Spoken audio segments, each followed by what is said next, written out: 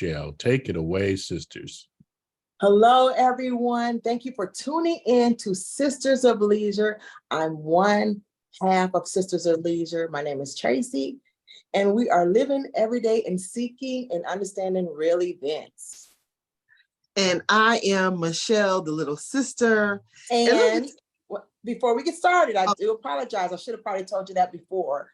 But I just want to tell you all about an amazing event that's coming up in September. Yes, that's a few months away, but I would like to at least make you aware that BaldyCon is coming back to Atlanta on the 29th and 30th, and you do not want to miss it. BaldyCon, basically what that is we represent all people that are bald. It doesn't matter your situation. And it's just an event where we can encourage and inspire one another. But BaldyCon, go to baldycon.com to get more information. Thank you. Oh, I love that. I love that. Well, like I said, I am Michelle, the little sister, and today we have an esteemed guest who is an author of the book Hurt Daughters, a memoir. Her name is Shannon Jones. And it's so funny, we have not actually met face to face, but we have like a mutual person that put us together. And from that point on, it is absolutely amazing. So this is Shannon. Shannon Jones. She wrote Hurt Daughters, a memoir. Thank you, Shannon, for coming on Sisters of Leisure today. And, just wrapping it up about your journey and how you come up with such an amazing book about Hurt Daughters, a memoir. Tell us a little bit about yourself first. Sure. Good afternoon, good evening, everyone. And first, I want to thank you guys for having me. It's such a pleasure and an honor to discuss my book. I'm super excited. Hurt Daughters, to be very honest, was a suddenly. I never thought I would write a book. I never thought I would write anything based off of my experience in school, writing papers. And actually, that's one of the topics I talk about in my book is having post-traumatic stress disorder from writing papers. And in writing the book, I realized God took me back, that a ninth grade teacher actually, honestly, traumatized me from writing. I was in an Excel English class. And she just put red marks all over my paper and told me I needed to go into a lower writing class. So I'm like, when God told me in August of 2020 that you're going to write a book, I'm like, what? You know how I feel about that. I don't want to write a book. My current career, I'm a registered nurse. I've been in the nursing field since I was 19, so a little over 30 years. I work in an insurance company where writing is imperative, and being able to type a nice email to people that makes sense and, be educated and learn subject verb agreement, which is very important in speaking and talking to people. So that Hurt Daughters, honestly, suddenly, but I'm a very obedient young lady. I always listen to my calling, and I will be honest to say, God knows I'm one of his hard-headed little girls, because I would challenge him sometime like, but always follow suit. August of 2020, that's when the pandemic hit. I was watching, honestly, BET, No Limit with Master P and them talking about their career. And I'm like, wow, I forgot all about them. This is interesting, da, da, da, da. And I honestly just got a call in a spirit, and God told me to write a book. I've been told by others years ago that I would be an author, but I laughed and said, nah, you got the wrong person. And since then, I started the journey. I said, God, I don't know how to write a book. I don't even know who's going to help me. Who's going to put the book in my hand? I don't know any publishers or editors. He said, Shannon, you have a laptop and you have Word on it, type. And isn't it amazing how when you are obedient, yes, what comes from it? And in the journey, and I was working, I'm working from home. So I was so tired, nervous, didn't know what to do. I just started typing. And after that, that was the first domino effect. When you listen to the calling and he advises, he just pours into you. So I started typing.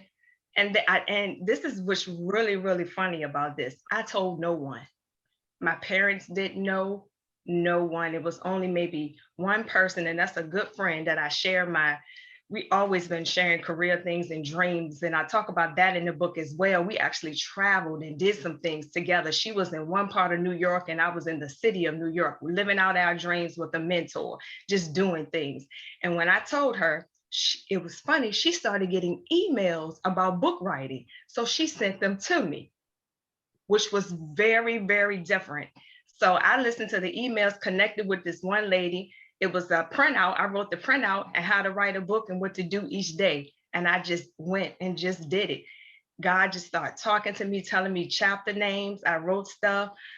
It was a journey. It took a lot of discipline, because it's hard when you do work full time and you work 9 to 5 and you getting off work, you want to just relax.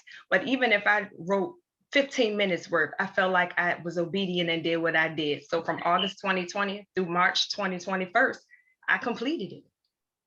Wow. That's wonderful. That is wonderful. I was reading your website, and you spoke about your hurt and pains in the different stages that you went through, your hurt and pains. But how did you manage your feelings, though? Because you did speak about your feelings, and how did you manage that? I have a nice tribe of young women, and all women of all ages in my life. And I would ask them, calling them, sis, I need you. I'm dealing with this. I'm raised by two teenage parents at the time, and they always instilled love in me. Always. My parents are amazing people, and I get really emotional, talking about them because they just imparted so much in my life. But they always made themselves available. So my grandparents and all. So I've always been having a good tribe. But my friends at the time, when you get older, you don't really want to call on your parents all the time because, my parents still look at me as their little girl or whatever, and they wary, but I call on my friends. I've always expressed myself. I've never not shared my feelings and talked to people and stuff. But at the end of the day, God, okay, God. And I don't have a, special prayer type. I'm very, God, listen, this has happened to me. I need your help. In your words, you said this to that. Now I'm trusting you with this. I don't feel good about this. So show me, give me a clue. Show me some evidence of your promises that you advised. And one of the chapters in my book I talk about is mustard seed faith, and how Steve Harvey, when I was going through quitting a job and didn't have one for 6 months and living off of $822 a month by myself. And I have a mortgage. And of course, the mortgage wasn't that much, but it paid the utilities. But I've always, again, been obedient. I saved my money. So I was able to pay my mortgage out of my savings account. Literally, thank God for timing. So you have to be careful when you do stuff because timing is imperative. Years ago, when that occurred, the timing was stuff wasn't as expensive. So the $822, that paid all the utilities, everything in my house. I could buy groceries. I was getting blessed by a spiritual mom who was sending me a check every week. Literally, people might wouldn't understand this, but I was getting my hair done every week and my nails done. But getting my hair and my nails done kept me sane. I didn't do any shopping. I didn't do anything else, but that helped me. And in my tribe, what do you need? You good? Hold on, you all right? Because you ain't said nothing. But I listened to Steve Harvey every morning prior to me quitting that job. And he had this book called, what is that, by Norman Vincent Peale, positive, what is it called? The Prayer of a Positive Person, something like that. I forget the name, please excuse me. But he talked about mustard seed faith. So I called my mom, I said, can you bring me some mustard seeds home from work? And she was like, of course, what you cooking? It's like, I'm not cooking nothing, I need them. So she brought them back. I took that one mustard seed faith as a woman, because at the end of the day, if you really realize, and not in a negative connotation, everyone is a hurt daughter, no matter, the way you look at it. I took that one mustard seed, y'all, and I was hurt one day, and I crawled up in a fetal position in the middle of my bed, and I had that Bible verse up. And I said, God, I am challenging you at your word. You say, take this one mustard seed, and that you could stretch this and do what you say you can do. And I'm only trusting you to do this. And after that, domino effects. So even though at the time it didn't feel like it, nothing was working.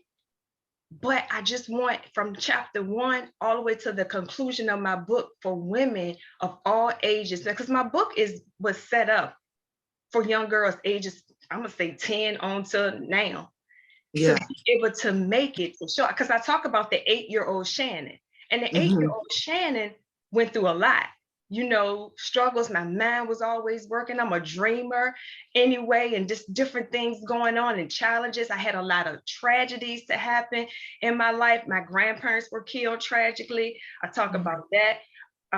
My cousin was executed by the state of Virginia in 1999 when I was going to nursing school, working full time and doing that. And he was a big, like brother to me. Her daughters, different school, trying to better myself as a young woman and to make myself feel good. And that's another thing I really want to tell you, ladies, and to the audience out there who's listening, I always loved myself. I'm gonna be honest. I always loved. Could nobody tell? They could have called me the ugliest thing or whatever, but they wouldn't have messed with me. I did have that much strength in me because I had a father, and I have 3 uncles, my mom's brothers, who embraced me and took care of me and showed me stuff. So that love and the tribe of what's given to me, it has actually carried me to this day at the age of 51. So all of those good things, and I just want to impartate that to everyone. I don't care what's going on in your life. Love yourself. And when you look in the mirror, don't neglect the person in the mirror. Take care of her. Rock with her. Love her. Tell her how much you need her. Tell her that you can do it. Tell her you're going to make it this day. And you only have to take one day at a time. Don't worry about tomorrow. And yesterday is in the past. Whatever happened yesterday that didn't work, we're gonna fix it the next day. It's done and over with. It's done. Don't even keep it. I love that, Shannon, because a lot of, like you say, everyone's a hurt daughter, like almost, and everyone needs to know that it's all good, and that we can get past things, and we can move on, and we can love ourselves and take care of ourselves. I absolutely love it. But I want to go back on something that you said. Sure. You said you didn't tell nobody. No, ma'am. But your friend. One person. And so, like, I just want you to because I know I've learned that sometimes you got to just keep your mouth shut and tell, because that conversation, when God placed that was not a Zoom call. That was a one-on-one conversation, right? Yes. So tell me, like, what made you not want to tell anyone, but your one confidant who, feeds into you? To be honest, because I was on a mission. And I watched my mother and my grandmother when they made goals. For example, my grandmother was fixing up her house. She went to work and she handled her business. And she just did it. I handled my business. And first of all, I didn't want to hear anything from anybody that I didn't need to hear. Yes. You know what I mean? Yes. Because I wouldn't have a story to tell, honestly, about the book journey if I told certain people. Yeah. So I did it. Yes. And then, in life, you learn, you hear me talk about my grandmother a lot. I spent a lot of time with her, my grandma Eva, and she said, you tell some and you keep some. So when God showed me, he was strategic with me, Michelle and Tracy. He really was. He told me who was going to do my website. He told me like how my pictures was going to work. He told me, when you read the book, look how the format of my book is. The editor, publisher that I have, a great, great woman, Miss Susan here, she just blessed me. I told her what I wanted on the cover. For me, this is my layout. I didn't want a picture of me on the front because it's not about me. The book, if you look at it, shows the younger Shannon in the valley going up to the adult Shannon to the mountaintop. Yes. And then on the back, you get your excerpts, and the book will tell you what I discussed. But it's not about me, and I want this book to get across the entire globe, and it will, because I know it will, because he gave that to me, and it's for a purpose, for such a time as this and forever. That seed was planted. So now I launched it in October. My roots are growing in my book. I'm watering it. You're a part of my watering, and thank you guys for being a great fertilizer to let me get up and talk to people about it. And I don't despise the days of small beginnings. So Yeah. I'm just super excited, but no, I told no one. Mm. When I told the photographer at my website public, he said, "You didn't tell nobody." And I said, "No, and you better not either. Don't tell nobody." Yeah.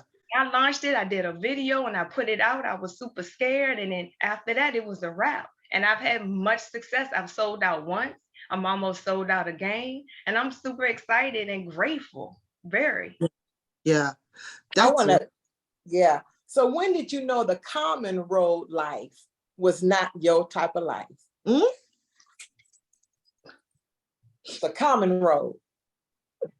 When Okay. you jump ship? COVID, the pandemic. I was like, okay, I'm still working. Again, I'm not going to despise the days of small beginnings because I need to eat and I need to be able to support myself.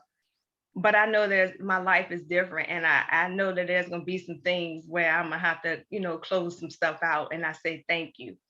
But during the last 3 years, to be honest, things just like, how you get those premonitions and feelings. And I'm like, man, and I'm going to be honest, Tracy, I might want to backtrack a little bit. I probably knew a long time ago, but he didn't really reveal it to me and give me that light until now. I honestly don't like speaking in front of people, but he started showing me this. God fed me with my journey on the baby food of this life up until now. I started getting jobs where I had to speak in front of people and I had to talk and I had to explain. And it actually started when you read the book of me teaching LPN students. And I taught at a school here where there were young women who actually were troubled, who didn't graduate from high school, got a GED, wasn't taught how to study, didn't know certain things. And I actually had to teach them about life first, and before I could start teaching them about nursing. And I think I had to gain their trust. And I talk about it in the book as well, that I'm not against you. And that's another thing that bothered me as women of color, how we tear each other down. And that just hurt me so bad. And again, a part of the conversations in the book, you're not liking me because of this and because you got that, but you really don't know me. If people really knew some of the humble beginnings of certain things I live my life, they would laugh. They would be like, huh? Because they look at me. My mother was poor growing up. So she said if she ever had kids, they would never go through. So she over provided because of the love she has for us. But she taught us to be humble, to respect ourselves, but respect other people, and you don't down anybody. So my mother made sure I had the best because she didn't have a lot. And so I instill in that. So I really, really, really, really want women of color to stick together. Because if you read one of the chapters in the book, it's called There's Strength in Sisterhood. We can do a lot if we stick together. Because we're some awesome people. We're some awesome, beautiful people. Yeah. We bad. You hold up that band up. We do it. I feel that now. So, I believe that we can, but I think people don't know how to stay in their lane, if you will. Like the Lord blessed you with your book. So your friend was the person that poured into you when you spoke to her about it. She didn't tell you, well, this, that, or the other. She just was like there for your support. And I think that's the problem with our sisterhood, that we are always in other people's lane when you should just stay on your own and just pour into me, because I need you to do that for me and not take away from me every chance you get. That's facts. But Tracy, in my prayer time, you know what God told me about a lot of things in life? People can't give you what they don't have and what they never got. I don't know if you just spoke a whole word. We done. Okay, y'all, have a good night. They can't. So sometimes we have to rewind, and you have to explain and love on people and let them know where you are, because they don't know. And that's hard, because my mother used to say, Shannon, you a little rough. So a couple, because I'm an Aries and I just shoot straight from the hip sometimes, because I don't do the fluff, and I don't be, I know my audience, but I stay connected. So people can't give you what they don't have and what they don't know. So then you have to rewind back and you have to explain, you go, let me let you know this. Like for me, I don't A, B, C, D, E, F, G, but this is with that. And my friend, yeah, she didn't. She just provided me. And she never even, and she gave me that one thing and that was it. She kind of, and I really didn't tell her. I kind of just act, some stuff. We kept it moving. But she was doing her own thing as well. But with people and women, people don't know. And it's unfortunate. It really is, because there's power in the numbers, and so once we tap into our God-given gifts, you can't help but to love. Like when I got a text message from a young man about you and your book, yes, because I'm on my own journey and I know that it's a beautiful thing for me to walk my path and my journey. And seeing though I'm enjoying my own journey, heck yeah, I want to be able to meet someone who is enjoying their journey too. And so we just gotta, and that's why Tracy and I do this podcast. We want to motivate others, anyone who is watching, to jump, to do it. I told my sister, if anybody I'm gonna grab my hand and jump with, it's gonna be her, right? You know what I'm saying? So we gonna grab each other's hand and we gonna jump together. But at the end of the day, just imagine if all of us, just come on, y'all, let's go. Let's hold each other up. Let's boost each other. Let's know that we have each other's support. I just love that. That's a beautiful thing. That is Thank you. So what do your friends and family say now, since your book is out? What's the word? They're super excited. They support me. They ask me, am I good? If I would respect, right? If I would share what else you got going on, and then look, I'm just trying to promote this one. Well, when is the next book coming out? I'm like, I just got through this one and it's a struggle. This was a struggle. I don't even know if it's a part 2. Well, you don't have to know it because we're telling you it's gonna be a part 2. But I have already, I'll be honest to share, I put it in the atmosphere. I'm praying that I can have a series or something, a movie or some type about this, especially for women of color. I'm all for my people. Yes. I really am. I have 2 younger, beautiful nephews, even though they're young men, but I want him to see that their auntie goes strong, and they do. I'm sure they watch me and I'm there for them. I have my mom who provided for me. And, I don't really want her to, my sister, and I have a younger sister, and she's has so much tenacity as well. And today is her birthday. Happy birthday, Chastity. But we just take care of our mom and we work together and we talk behind the scenes. So I broke a generational curse, Yeah. and I'm grateful for it. And I'm, for my other grandma. So I have 2 grandmas. Let me tell y'all this. My mom's mom was the fly grandma, right? She had a shortcut. She was before her time with her dressing. I mean, this was in the 90s. My grandmother was shopping in Express at 9 o'clock. They would open the door for her to do private shopping where they started at then. So she kept us tight. And then there's my father's mom, I had the gloves. She gave me an Emily Post book to read for etiquette.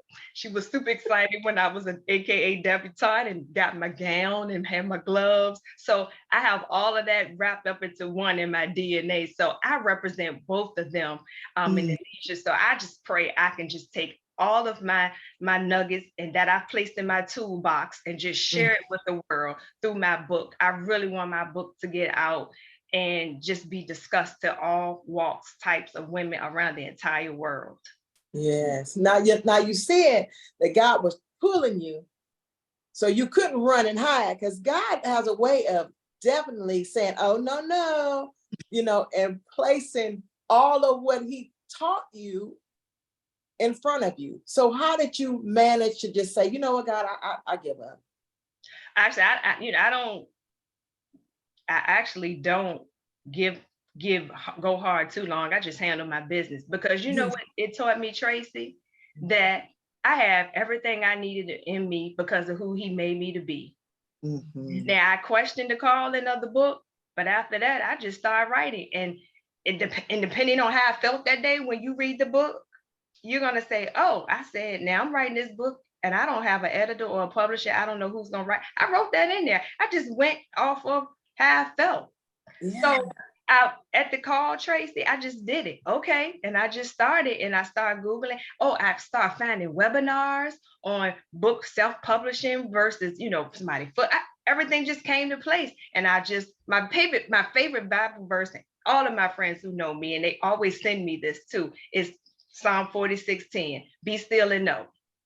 So I was still and I heard and I knew and I kept it moving.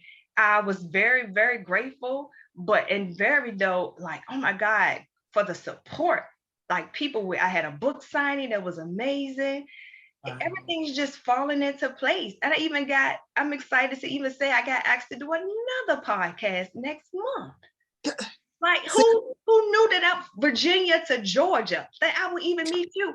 And the young man who called you guys, I got blessed to do an author showcase at my local library. And he came to support me. And now my book is floating around the area that I love, libraries, and people can check it out. What?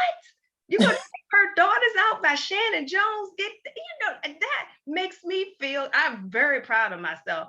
And, that's another thing. We can say that we're proud of ourselves without people saying, oh, she, That's the things we need to pour into people. You better be proud of yourself, because if you're not proud of yourself, one, can't nobody else give you what you're looking to receive. Yeah. Absolutely. Yeah. I absolutely love this because you know what? It's so wonderful when we see God's work, like he just lay everything out. It's like a red carpet. It's just lay right out there for you. And when you see it, it gets stronger and stronger and stronger. You have no doubt in your mind what is happening. It's amazing. And like at the end of the day, that's just like, if you didn't answer that call, if you decided to just cover your head and say, forget it. You know what I'm saying? She got that mustard seed. She got that mustard seed though. When you told mama to bring you the mustard seeds, that was the beginning to your beginning. Yeah. And now look, and now and so like it didn't and now it's just gonna it's gonna go. And you should be proud of yourself. And everyone that's watching, I tell my kids that you should be proud of yourself. When my children do something that they are proud of themselves for, I tell them, you should be proud of yourself. Be proud. Walk tall. There's no need to shrunk down. No, but real quick, what would you tell someone that is listening what to do? What would you tell them? To do as far as listen to their instinct, listen to their life. Let me tell you, there are a lot of people out here that say, I think some people put out religion instead of spirituality with some things, and spirituality is very important. We all get that still small voice. Follow your heart, follow your dreams. Don't worry about what your current moment looks like. Work with what you have. After you work what you have and you start it, God will pour out and multiply it. You don't need things. You sometimes don't need people. All you need is him. And there were times that I did reach out to people, but at the end of the day, I just said, God, help me. Again, give me the clues and evidences of your promise. Send me some help. And it all works out. Everything works out for the good of those who love him. And he is going to get you where you need to be. He's going to get everybody that's listening, everybody that's watching. You're going to get what is meant for you to have. Don't worry about it. You have planted. You are rooted. You are watering yourself. You got some great fertilizer. That's your word. That's who you are. That's your spirit. That's you praying to God. Let your roots grow deep first, because you can't do anything without a good root system. After that, your springtime or whatever your time is, you're going to see the blossom of your beautiful flower and what you need to do. So stand strong in you. Again, don't worry about what it looks like. Imagine your beautiful breakthrough and miracle that's going to happen. Trust me. And I still have a little ways to go, but I know I'm going to get there. Yeah. Absolutely. So how can people get your book? They can get my book at foreverbestill.com through my website. So And say if it they again. want, Yeah. What you say, Tracy? I'm sorry. what, say that again. Sure. My website, you can purchase my book at foreverbestill.com. Okay, awesome. Y'all hear that? And that's on Instagram as well. Awesome, right? Yep. And my Instagram page is Forever Be Still. Forever be still. I love that. Shannon, it has definitely been a pleasure to see your beautiful face. Thank you. I wait to sit down and indulge in your work. And it's just a pleasure. And God, I see big things. You're gonna keep us in contact. You're gonna keep us up. Most definitely. And I was going to tell you, as you're reading the book, please reach out, text me, let me know what you think, whatever. Please advise. Don't stop. Don't put a period right here.